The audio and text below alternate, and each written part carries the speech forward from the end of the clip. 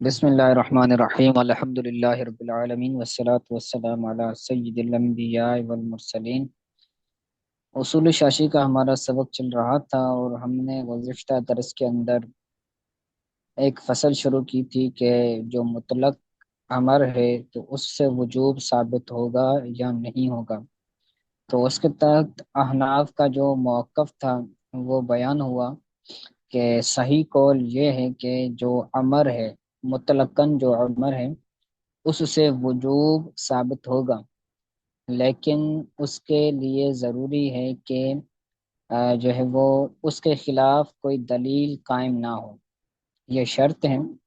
کہ اگر اس وجوب کے خلاف، اس فعل کے خلاف، اس امر کے خلاف کوئی دلیل ہوگی تو اب اس امر سے جو ہے وہ وجوب ثابت نہیں ہوگا۔ ٹھیک ہے، آگے ایک حماسی ہے، شاعر ہے، اس کا قول نقل کرتے ہیں اس بات پر کہ جو امر ہے اس سے وجوب ہوتا ہے، یعنی جو معصیت ہے، امر کو چھوڑنا یہ معصیت ہے، اور امر کو بجا لانا یہ فرما برداری ہے۔ اس بات پر آگے دلیل لاتے ہیں۔ ٹھیک ہے، یہ جو آخری بات انہوں نے کی نا، تو اس بات پر آگے دلیل بیان کرتے ہیں قول کی صورت میں، کیونکہ جو اشعار ہوتے ہیں نا، ان کے اندر اصل عربی استعمال کی جاتی ہے، بلیغ ترین اور جو ہے وہ بہترین عربی، قدیم عربی اس کے اندر بولی جاتی ہے اشعار کے اندر، اس لیے اشعار جو ہے وہ آتے ہیں پھر ان سے دلیل لی جاتی ہے۔ تو حماسی کا قول ہے، کہتے ہیں اطعت لآمری کی بسرمی حبلی مریہم فی احبتہم بذاک۔ عورت کو خطاب ہے کہ کسی نے عورت کو کہا اطاعتی، تم اطاعت کرو، لآمری کے، اپنے حکم کرنے والے کی، یعنی تمہیں جو بندہ حکم دے تو تم اس کی کیا کرو؟ اطاعت کرو۔ بسر میں حبلی، حبلی، حبل تو کہتے ہیں رسی کو، لیکن یہاں پر وہ محبت والی رسی مراد ہے کہ جو محبت ہوتی ہے تو محبوب کے ساتھ وہ بندہ اٹیچ ہوتا ہے، اس کے ساتھ تعلق ہو جاتا ہے، تو کہتے ہیں کہ محبت کی رسی کو کاٹنے کے ساتھ تم اپنے آمر کی کیا کرو؟ اطاعت کرو۔ مریہم، تم گزرو، فی احبتہم، ان کی محبت میں، بذاک، اس رسی کے ساتھ، اس رسی کو کاٹنے کے ساتھ، یعنی اگر کوئی بندہ تمہیں حکم دیتا ہے تو تم جو ہے وہ اس کی اطاعت کرو۔ ٹھیک ہے، آگے دوسرا شعر ہے، کہتے ہیں فہم ان طاوعوک، فان طاوعوک فطاعویہم، اگر وہ تمہاری اطاعت کریں، فہم، ہم ضمیر ہے، تو وہ اگر تمہاری اطاعت کریں تو تم بھی ان کی اطاعت کرو۔ فتاوی، یہ مؤنث حاضر کا صیغہ ہے، تاوی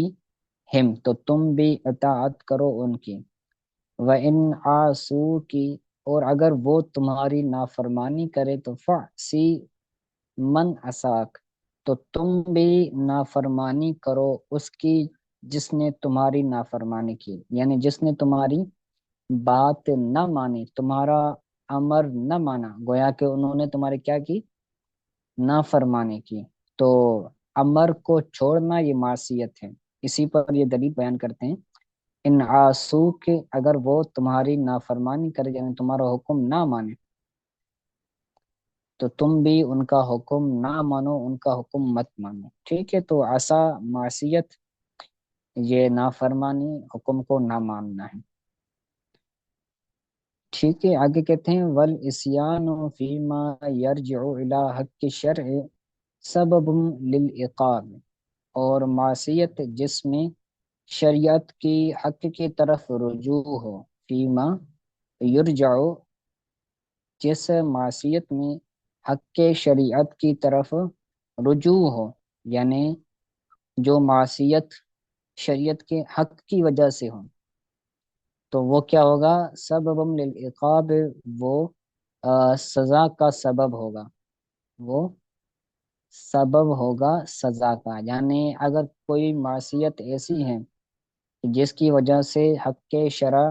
متعلق ہوتا ہے، حق کے شریعت کا تعلق اس کے ساتھ ہو جاتا ہے، تو اب وہ معصیت عقاب کا، سزا کا، عذاب کا سبب بنے گی۔ ٹھیک ہے، آگے کہتے ہیں وہ حقیقت ہو ان لزوم الاتمار انما یکون بقدر ولایت الامر علی المخاطب، اور اس کی حقیقت، کس کی حقیقت؟ اوپر لکھا ہوا ہے کہ امر کو چھوڑنا یہ معصیت ہے، امر کو ترک کرنا یہ گناہ ہے۔ اس کی حقیقت یہ ہے کہ اس حکم کو بجا لانے کا جو لزوم ہے، ان لزوم الاتمار، حکم کو بجا لانے کا جو لازم ہونا ہے، یہ عامر کی مخاطب پر ولایت کی قدر کے مطابق ہوگا۔ یعنی جو عامر ہے، حکم دینے والا ہے، تو وہ جو مخاطب کو حکم دے رہا ہے، تو اس کے اندر جتنی اس کی ولایت ہوگی، تو اس اعتبار سے، اس شدت یا اس ذوف کے اعتبار سے اس پر وہ حکم ہوگا۔ ٹھیک ہے، انما یکون، وہ معصیت ہوگی بے قدری ولایت العامر علی المخاطب، عامر کی مخاطب پر ولایت کے اعتبار سے، عامر کی ولایت پر، عامر کی مخاطب پر ولایت کے اعتبار سے، کہ اگر عامر کی مخاطب پر ولایت زیادہ ہے، شدید ہے، قوت والی ہے، تو اس اعتبار سے جو ہے وہ معصیت ہوگی۔ وَلِهَذَا إِذَا وَجَحَتْ وَإِذَا وَلِهَذَا إِذَا وَجَحَتْ صِيغَةُ الْأَمْرِ إِلَى مَنْ لَا يَلْزَمُهُ طَاعَتُكَ أَصْلًا لَا يَكُونُ ذَلِكَ موجبا للإتمام، اسی وجہ سے جب امر کا صیغہ متوجہ ہو ایسے شخص کی طرف کہ جس کو بجا لانا اس کی طاعت اصلا لازم نہ ہو، تو اب وہ اس کو بجا لانا اس پر واجب نہیں ہوگا۔ یعنی جو امر ہے وہ بندہ کسی کو دے رہا ہے، تو اس امر کو بجا لانا تب لازم ہوگا جب جو ہے وہ اس کی ولایت ہو۔ اگر ولایت نہیں ہوگی تو اب اس کو امر کو بجا لانا یہ لازم نہیں ہوگا۔ مثلا ایک شخص ہے، وہ اپنی بیوی کے علاوہ کسی اور نامحرم عورت کو حکم دیتا ہے کہ بھائی یہ کام کرو، تو اب عورت وہ تو غیر ہے، اس کی بیوی نہیں ہے، اس پر یہ حکم لگاتا ہے کہ بھائی یہ کام کرو، تو اب اس پر لازم تو نہیں ہے، اس عورت پر اس شوہر کی ولایت تو نہیں ہے، تو اب اس عورت پر اس حکم کو بجا لانا یہ واجب نہیں ہوگا۔ ٹھیک ہے، وَلِهَذَا إِذَا وَجَحَتْ صِيغَةُ الْأَمْرِ إِلَّا مَنْ لَا يَلْزَمُهُ طَاعَتُكَ، اسی وجہ سے جب امر کا صیغہ ایسے شخص کی طرف متوجہ ہو، یعنی ایسے شخص کے لیے بولا جائے کہ جس پر تمہاری طاعت کرنا لازم نہیں ہے اصلا، تو اب وہ لا یکون ذالک موجبا للاتمام، تو اب وہ صیغہ جو امر کا بولا گیا ہے اس بندے کی طرف، تو وہ اس کو بجا لانا، اس کو قبول کرنا، اس پر عمل کرنا یہ واجب نہیں ہوگا۔ ٹھیک ہے، یہ سمجھ آ گیا؟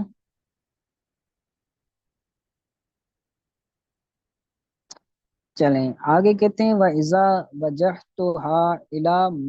مَن لَّمْ إِلَى مَن يَلْزَمُهُ طَاعَتُكَ، من العبید لازمہ الاعتماد لا محالت۔ اس کے برعکس آپ سمجھ لیں کہ اذا وجہت وجہت ہاں، جب وہ صیغہ متوجہ ہو ایسے شخص کی طرف کہ جس کو تمہاری طاعت کرنا لازم ہے، الا من لم یلزم ہو، کہ جس کو لازم ہے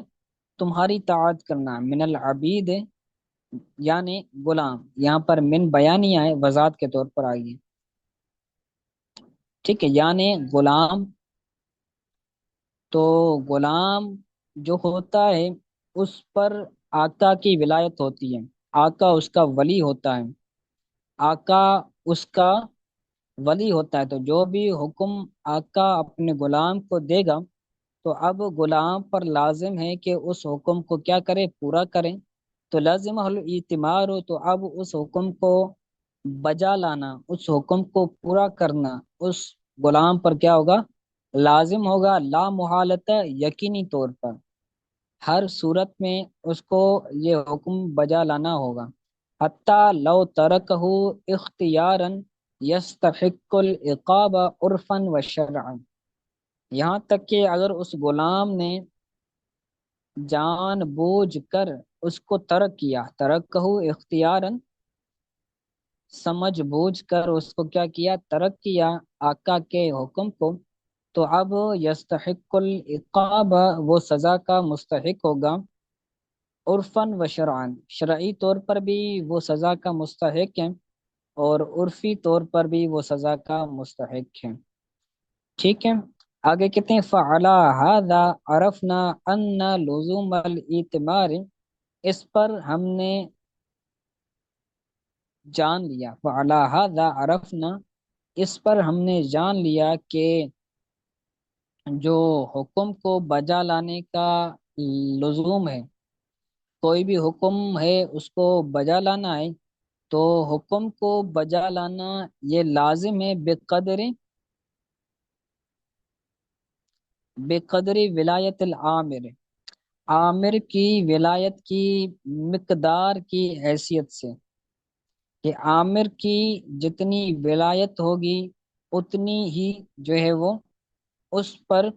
وہ ایتمار، حکم کو بجا لانا، وہ اس مقدار میں کیا ہوگا، لازم ہوگا۔ اذا ثبت هذا، جب یہ ثابت ہو گیا، کیا ثابت ہوا کہ لزوم اعتمار ولایت عامر کی مقدار ہوتا ہے، جو بجا لانا ہے حکم کو تو وہ لازم ہوگا عامر کی ولایت کے بقدر، تو اس پر ہم نے کہا فنقول، تو ہم کہتے ہیں ان للہ تعالی ملکن کاملا فی کل جزء من اجزاء العالم، ان للہ تعالی ملکن کاملا فی کل جزء من اجزاء العالم، کہ بے شک اللہ تعالیٰ کے لیے عالم کی اجزاء میں سے ہر جز میں کامل ملکیت ہے، جتنی بھی کائنات ہیں، جتنی بھی دنیا ہے، تو اس کے اندر جتنی بھی اشیاء ہیں، جتنی بھی چیزیں ہیں، تو ان چیزوں کے ہر ہر جز میں اللہ تعالیٰ کی ملکیت ہے،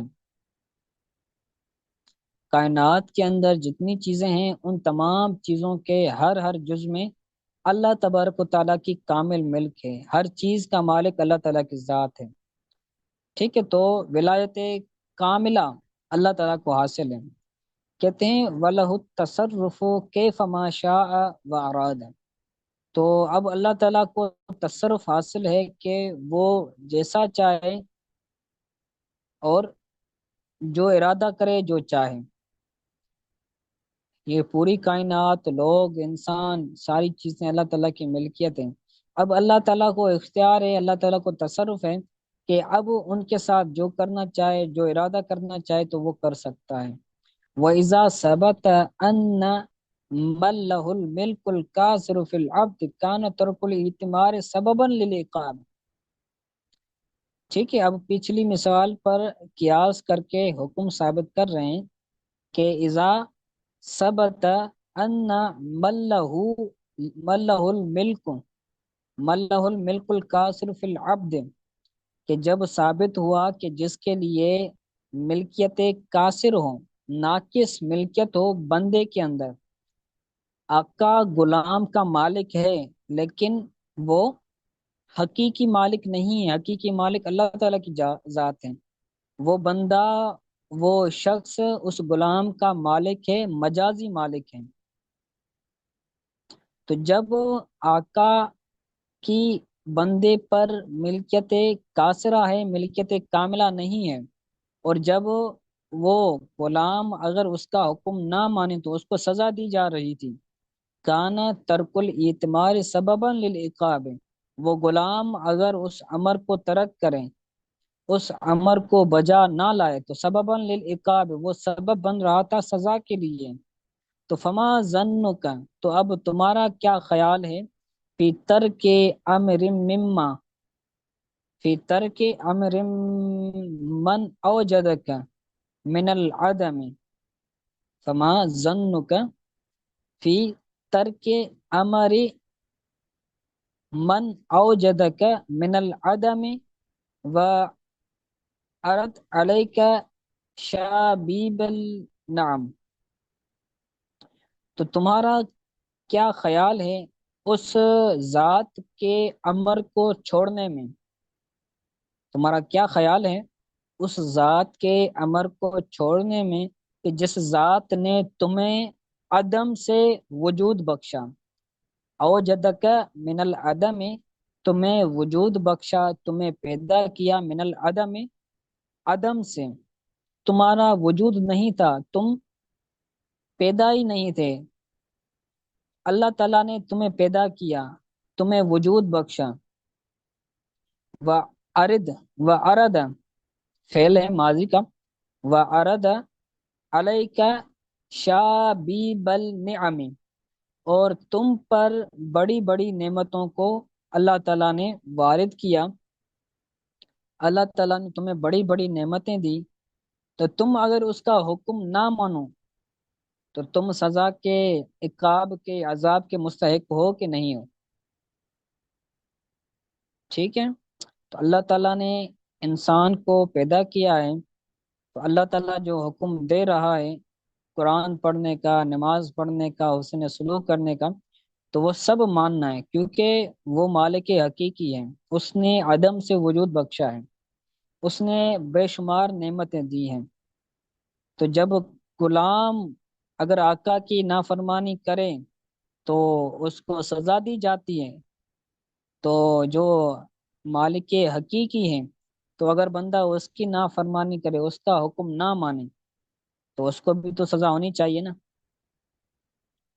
تو ہمیں بھی اللہ تعالیٰ کے فرامین کی فرما برداری کرنی چاہیے، حکم، احکام باری تعالیٰ کو بجا لانا چاہیے، اور یہ ایک جو ملحدین ہیں، جو بد مذہب ہیں،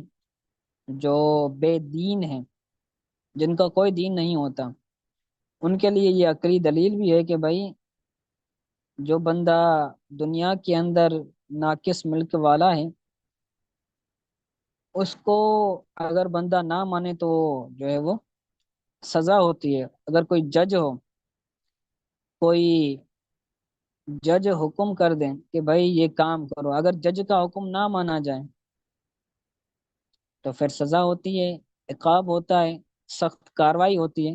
جج کو تو اللہ تعالیٰ کے مقابلے میں انتہائی کم جو ہے وہ ولایت حاصل ہے، نسبت ہی نہیں بنتی باری تعالیٰ کی ولایت اور جج کی۔ تو اگر جج کا حکم نہ مانا جائے تو سزا ملتی ہے، اور جو پوری عالم کا بادشاہوں کا بادشاہ ہے، اگر اس کا حکم نہ مانیں گے تو کیا سزا اس پر نہیں ہوگی؟ تو اللہ تعالیٰ سے دعا اللہ تعالیٰ ہمیں اپنے احکامات کو بجا لانے کی توفیق عطا فرمائے۔ تو آج کے لیے یہاں تک کافی ہے، اس کو اچھی طرح سے یاد کر لیجیے گا، اگر کوئی بات سمجھ نہیں آئی تو پوچھ لیں۔